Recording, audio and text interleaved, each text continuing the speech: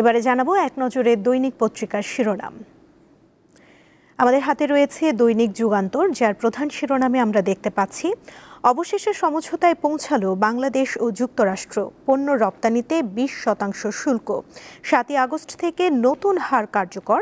যুক্তরাষ্ট্রের রপ্তানি বাধাগ্রস্ত হওয়ার আশঙ্কা নেই, তবে 20%-এর নিচে প্রত্যাশা করেছিলাম, জানিয়েছেন বাণিজ্য উপদেষ্টা।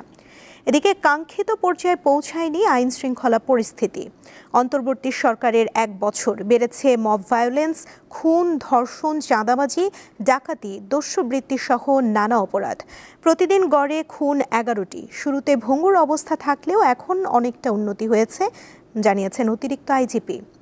এদিকে এটি সুস্পষ্ট এক কূটনৈতিক সাফল্য, যুক্তরাষ্ট্রের সঙ্গে বাণিজ্য চুক্তি, বললেন প্রধান উপদেষ্টা।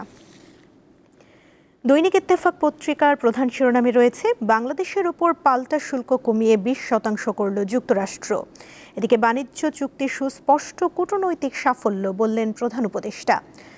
শিক্ষা ব্যয় যোগাতে মধ্যবিত্তের হিমশিম, মরার উপর খাড়ার ঘা, বাধ্যতামূলক কোচিং। নিত্যপণ্যের মতো ধীরে ধীরে বই খাতা, স্কুলের পোশাক, ব্যাগ সহ সিংহভাগ শিক্ষা উপকরণের দাম বেড়েছে 20 থেকে 50% পর্যন্ত। এদিকে প্রতিযোগী দেশের তুলনায় এই শুল্ক নির্ধারণ আমাদের জন্য স্বস্তি, জানিয়েছেন বিজিএমইএ সভাপতি।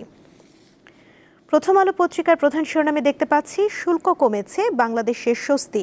যুক্তরাষ্ট্রের বাজার দর কষাকষির ওপর পাল্টা শুল্ক 35% থেকে কমে 20%। যুক্তরাষ্ট্র থেকে আমদানি বাড়াবে বাংলাদেশ। এদিকে জুলাই সনদের আইনি ভিত্তি নিয়ে মিশ্র প্রতিক্রিয়া। জুলাই সনদ চূড়ান্ত করার কাজ চলছে, কিভাবে বাস্তবায়ন হবে তা নিয়ে রাজনৈতিক দলগুলোর সঙ্গে আলোচনা করতে পারে কমিশন।